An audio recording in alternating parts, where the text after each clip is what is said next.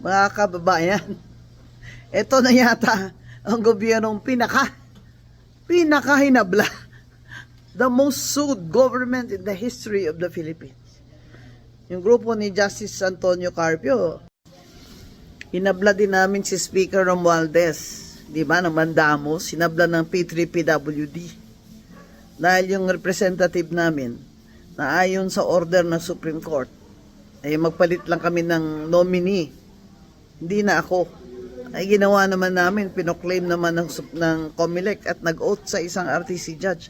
Ayaw pa rin niyang paupuin. Ayaw mo niyang bigyan ng oath, ceremonial oath dyan sa House of Reps. Kaya kami pumunta sa Korte Suprema at nagsumbong na i-declare na ang constitutional yung internal rule na yan ng House na kahit na proclaim ka na, naka-oath ka na, hindi ka pa rin makaupo pag hindi ka nag-surrender oath dyan sa Speaker. Abay, kung ganyan po pala, pwede po pala ang Speaker, ay pwede niya mabito o mawalang bisa ang boto ng tao sa 391,075 votes namin. Hindi pa rin kami makaupo kahit may order na sa Korte Suprema. Ano yan? Anong klaseng Speaker yan?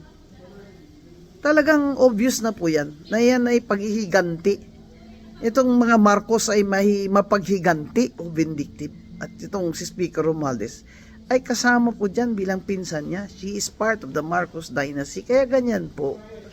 Sana naman ay dahil rule of law tayo, demokrasya tayo dapat, ay hindi sila ganyan. May isa pang nagabla sa kanila, yung aking mortal enemy na si Topacio. Inabla din sila sa ombudsman, criminal case. Kasi wala na pong mapuntahan ng mga tao.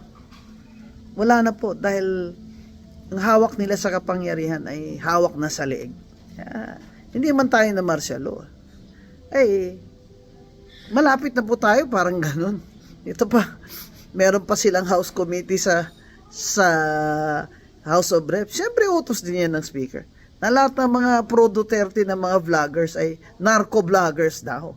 Kaya pinapatawag nila ngayon. At pag ayaw nila ng sagot, contempt na naman nila at kanilang ipakukulong. Ano ba yan? Hindi po tayo ganyan. Demokrasya po tayo. Ayaw po natin ang sagot nila. Hindi po ibig sabihin na sila ay nagsisinungaling. Mag-aral naman po kayo dyan ng Stonewall versus Jokno. Hirap talaga ng buhay ngayon sa Pilipinas. Anong sinasabi ng iba? This is a failed democracy. A failed democracy.